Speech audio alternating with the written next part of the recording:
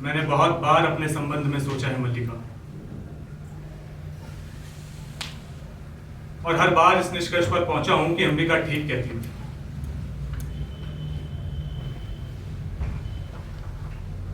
मैं यहां से क्यों नहीं जाना चाहता था? एक कारण यह भी था कि मुझे अपने पर विश्वास नहीं था। मैं नहीं जानता था कि अभाव और भर्त्सना का जीवन व्यतीत करने के बाद सम्मान और प्रतिष्ठा के वातावरण में जाकर मैं कैसा अनुभव करूंगा।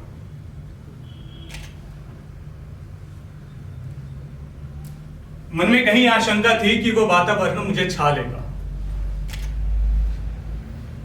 और मेरे जीवन की दिशा बदल देगा, और यह आशंका निराधार नहीं थी। तुम्हें बहुत आश्चर्य हुआ था यह जानकर कि मैं कश्मीर का शासन संभालने जा रहा हूं। तुम्हें यह बात बहुत अस्वाभाविक लगी होगी, परंतु मेरे लिए इसमें कुछ भी अस्वाभाविक नहीं था। एक साधारण जीवन की वो स्वाभाविक प्रतिक्रिया थी। संभवतः उसमें उन सबसे कहीं प्रतिशोध लेने की भावना भी थी जिन्होंने जब तब मेरी भर्त्सना की थी।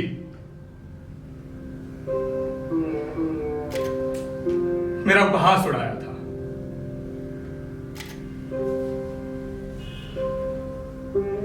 परंतु मैं यह भी जानता था कि वहां जाकर मैं सुखी नहीं हो सकता। मैंने बार बार अपने को विश्वास दिलाना चाहा कि कमी उस वातावरण में नहीं, कमी मुझ में है।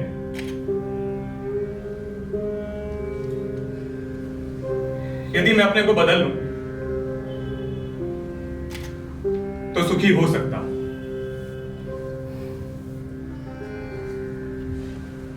परंतु ना मैं अपने को बदल सका और ना सुखी हो सका। अधिकार मिला, सम्मान बहुत मिला। मैंने जो कुछ लिखा उसकी प्रतिलिपियां देश भर में पहुंच गई,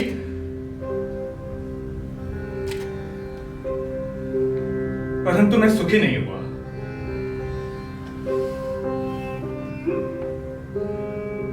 किसी और के लिए वो जीवन और वातावरण स्वाभाविक हो सकता था, परंतु मेरे लिए नहीं था।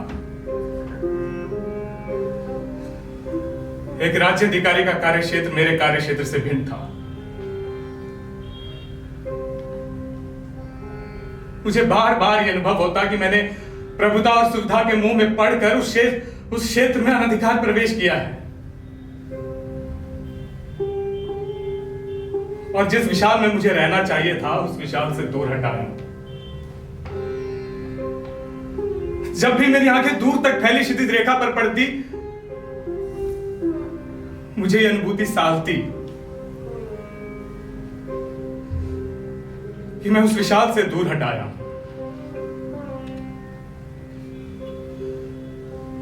मैं अपने को आश्वासन देता कि आज नहीं तो कल मैं परिस्थितियों पर वश पा लूंगा, और समान रूप से दोनों क्षेत्रों में अपने को बांट दूंगा। परंतु मैं स्वयं ही परिस्थितियों के हाथों बनता और चालित होता गया।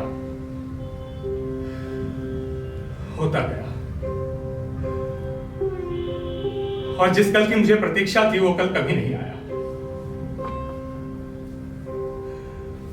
और मैं धीरे धीरे खंडित होता गया।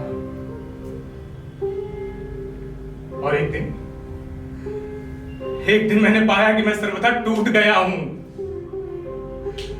मैं वो व्यक्ति नहीं हूं जिसका उस विशाल के साथ कुछ भी संबंध था।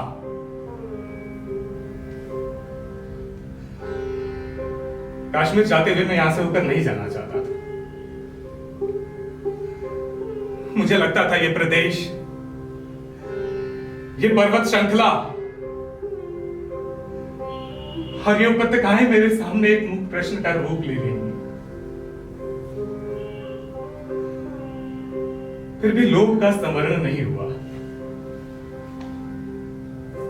परंतु उस बार मैं यहां आकर सुखी नहीं हुआ। मुझे अपने से भी तृष्णा हुई, उनसे भी तृष्णा हुई जिन्होंने मेरे आने के दिन को उत्सव की तरह माना।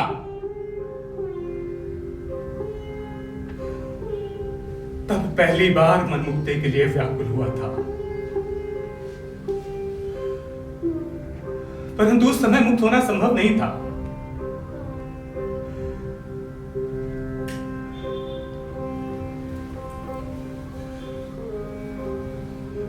कश्मीर जाते हुए मैं तुमसे मिलने के लिए नहीं आया, क्योंकि मुझे भय था तुम्हारी आंखें मेरे अस्थिर मन को और अस्थिर कर देंगी। मैं इससे बचना चाहता था। इसका कुछ भी परिणाम हो सकता था। मैं जानता था इसकी तुम पर क्या प्रक्रिया होगी। दूसरे इस बारे में तुमसे क्या कहेंगे, परंतु इस बात से निश्चित था कि तुम्हारे मन में कोई वैसा भाव नहीं आएगा। और मैं ये आशा लिए हुए यहां से चला गया कि एक कल ऐसा आएगा जब मैं तुमसे सब कह सकूंगा और तुम्हें अपने मन के द्वंद का विश्वास दिला सकूंगा। परंतु ये नहीं सोचा कि द्वंद एक ही व्यक्ति तक सीमित नहीं रहता। परिवर्तन एक ही दिशा को व्याप्त नहीं करता।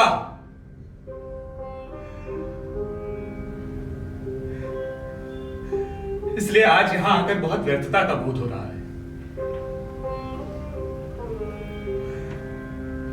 जानती हो मल्लिका, लोग सोचते हैं मैंने उस जीवन और वातावरण में रहकर बहुत कुछ लिखा है, परंतु मैं जानता हूं मैंने वहां रहकर कुछ भी नहीं लिखा। मैंने जो कुछ लिखा है सब कुछ यहीं के जीवन का संचय था। कुमार संभव की पृष्ठभूमि यह हिमालय है और तपस्विनी उमा तुम हो। मेघदूत में यक्ष की पीड़ा मेरी पीड़ा है और विरह विमर्दिता यक्षिणी तुम हो। यद्यपि मैंने स्वयं को यहां होने और तुम्हें नगर में देखने की कल्पना की है। अभिज्ञान शकुंतल में शकुंतला के रूप में तुम ही मेरे सामने थी। मैंने जब जब कुछ लिखने का प्रयत्न किया तुम्हारे और अपने जीवन के इतिहास को फिर दोहराया, और जब उससे कुछ हटकर लिखना चाहा तो रचना प्राणवान नहीं हुई। रघुवंश में आज का विलाप मेरी ही वेदना की अभिव्यक्ति है और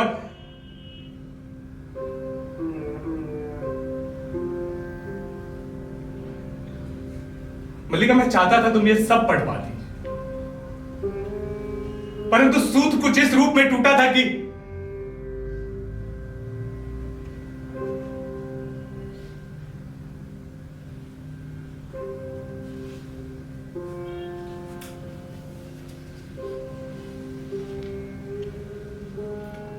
मेघदूत, तुम्हारे पास एक मेघदूत की प्रतिलिपि कैसे आ गई?